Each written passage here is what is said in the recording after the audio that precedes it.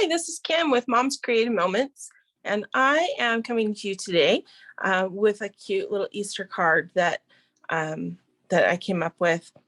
It's a modification of one that I was inspired by that I saw on Pinterest. So in full disclosure, not completely my total original idea, but close.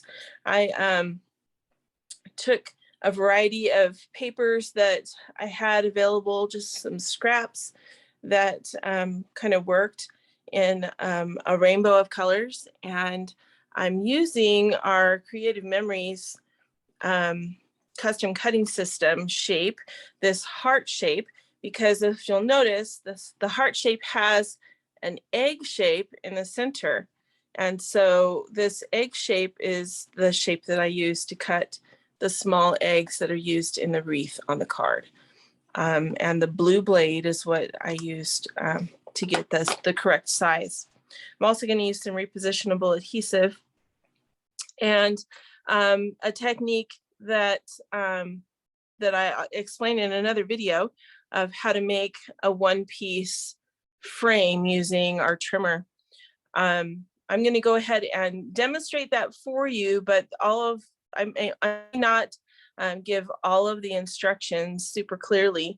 So I just wanted to let you know there is another video that explains in detail how to make one of these. And this around the outside of the card, obviously. I'm using our Creative Memories blank cards, which are a great deal if you are a card maker. I don't hesitate to recommend them. They come 12 cards, 12 blank cards and 12 blank envelopes in a really nice gift box, and suitable for, making 12 cards and then gifting them to someone. Just really, really nice. And they are only $6.50 for the whole box. So that's 12 cards, 12 envelopes, and the gift box included. So hard to beat that. Anyway, let me go ahead and just demonstrate really quickly how to make this frame that goes around the outside. And then I will also just show you real quickly how the egg shapes are made. And then we'll just assemble this card. So I have just a 1/2 inch frame around this particular card. And so I'm going to go ahead and take my 5.5 by 4 1/4 piece of paper, which is what this is. I'm putting it in my trimmer at the 1/2 mark, which is this very first grid mark right here, beyond the cutting mat. And then I'm going to start my cut at 1/2 inch. And you might say, well, how do you know where 1/2 inch is when 1/2 inch is not marked on the trimmer? Well, I'll show you. 1/2 inch is easy to find by putting the white marker on the side of your blade housing. Can you see that white mark? And putting it at the very beginning of where your metric markings start. That is a 1/2 inch from your inch mark up here. All right. So let me go ahead and I'm just going to start it there. Make sure my paper didn't slip. Still in the right place. Okay, so we're going to start our cut there, and we're going to move it out until my white marker is at 4.5. And then I'm going to simply turn my paper and place it again at the 1/2 mark here, comfortably up against this bumper here at the top of my trimmer. It's showing up on your right hand side because so that I can see where I'm putting my blade down. I want to be able to see that really clearly. So I'm just going to turn it 1/2 turn each time till we go all the way around.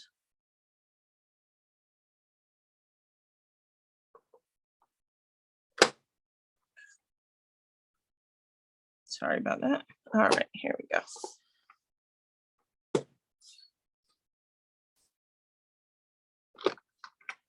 If your craft space is quiet enough, you can actually hear when the blade pops and goes into your paper, which is kind of funny.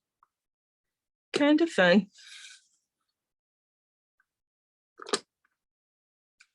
Okay, now I have a couple of areas that are not quite cut all the way through, and I did that on purpose. I'm grabbing some more scissors here so that I can just finish it with my scissors here very quickly.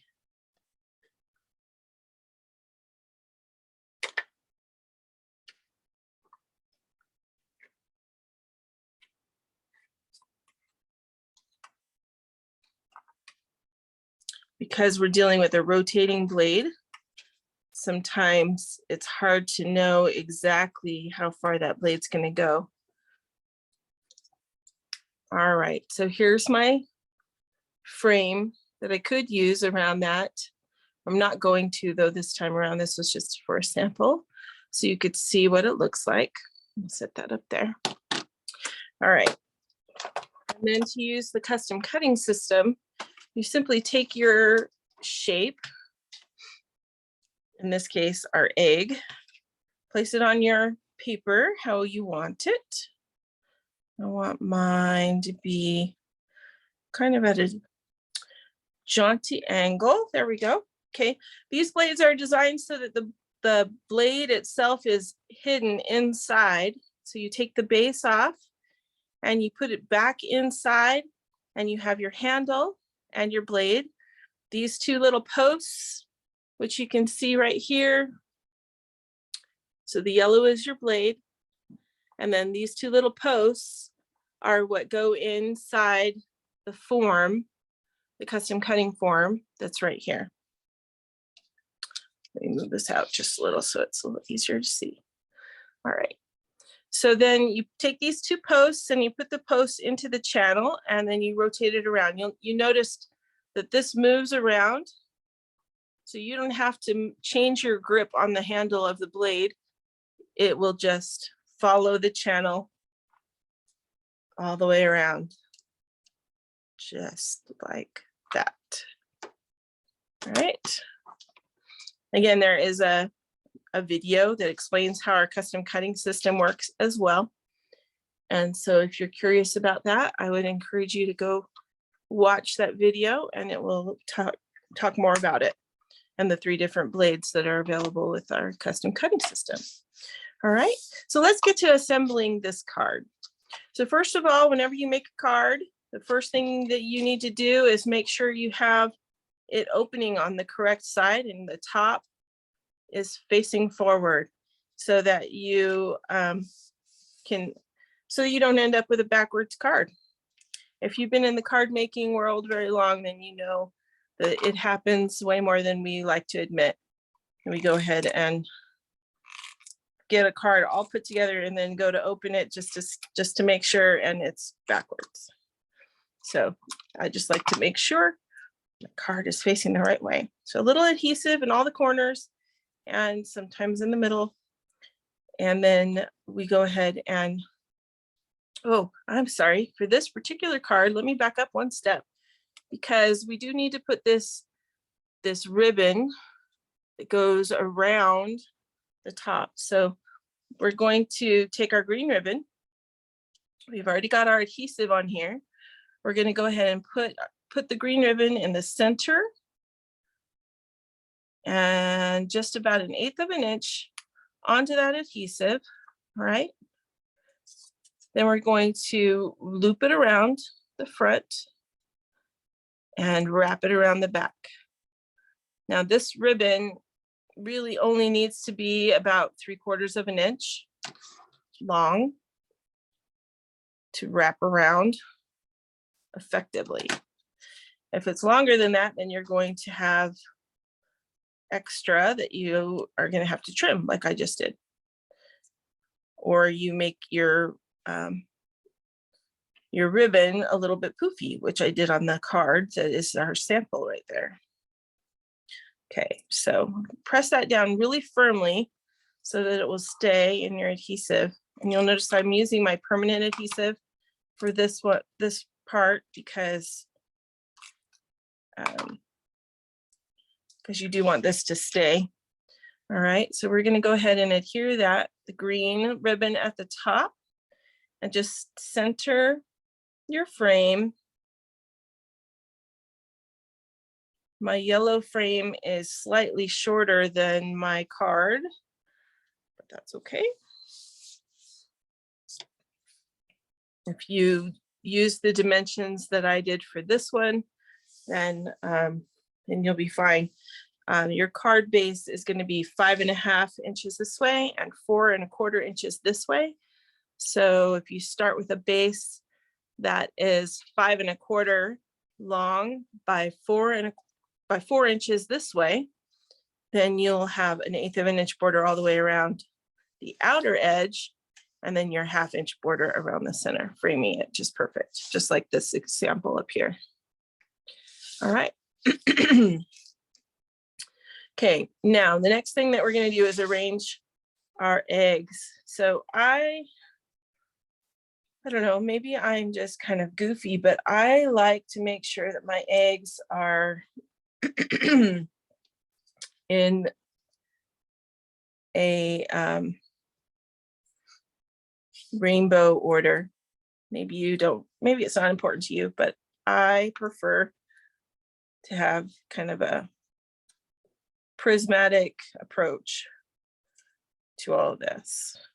And I just kind of lay them out on my board just to get an idea of where they're going to go. You're going to have 12, I've got 12 eggs. So there's 6 and then 6. It's kind of the way my brain thinks.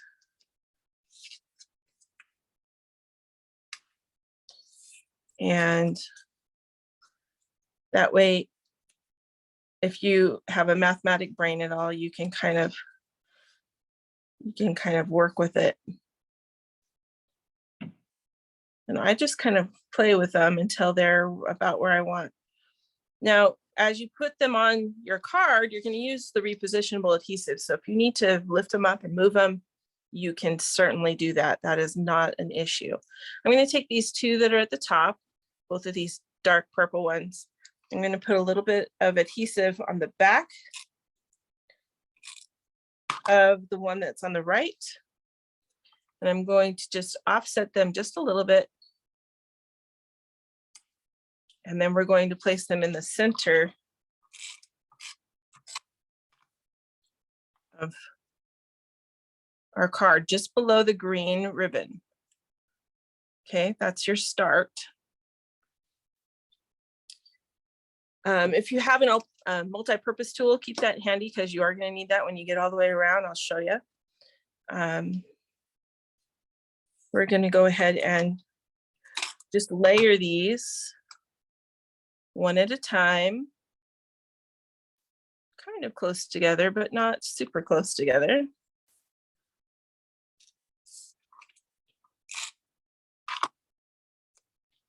Work our way around the clock.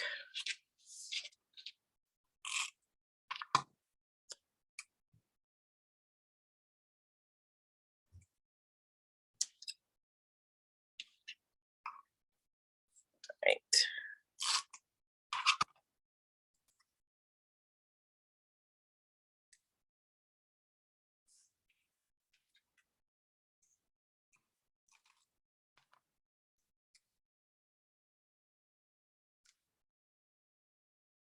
Now you can see how easily this turns into an oval, which, you know, depending on whether you have strong feelings about that or not, you can adjust them and make it more of not an oval. You can wait until you're almost done and then adjust things, or you can go back and play with it. That's the beauty of the repositionable adhesive. Okay.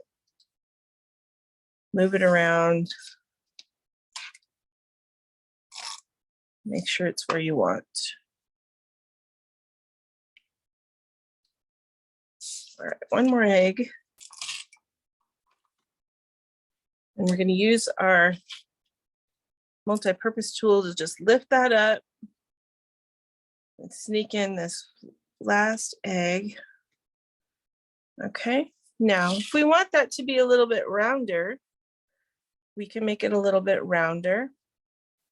Maybe just what I would do is pick this one up, and we're gonna kind of drop it down a little bit. We're gonna pick these two up and drop them down a little bit. And pick this blue one up. Drop it down a little bit so that we have more of a rounder wreath.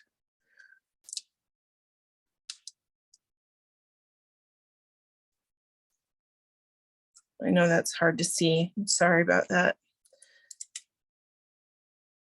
There we go. All right. So I think those are good. Just give them an extra press down when you have them where you want them. So they are for sure good to go. Now I'm going to use my permanent adhesive. This is a fabric bow. It's a satin ribbon that I've tied into a small little bow. It matches the ribbon that I used here at the top. I'm just going to go ahead and put my CM adhesive right across it. I'm going to make sure and kind of fold it up if it's showing anywhere so that it's hidden. And then we're just going to stick that bow right underneath where the green ribbon is at the top. Gives the illusion of a wreath that's hanging. All right, and we're good to go. This bow is maybe 1.5 inches from this, I don't know what you call that, from this part of this side of the bow to this side of the bow. That's about 1.5 inches. That helps you in building your bow.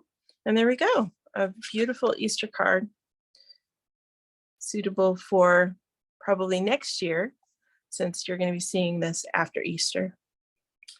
All right, I hope you had a happy Easter, and I wish you well, and hope you have a happy day creating. Have a great one.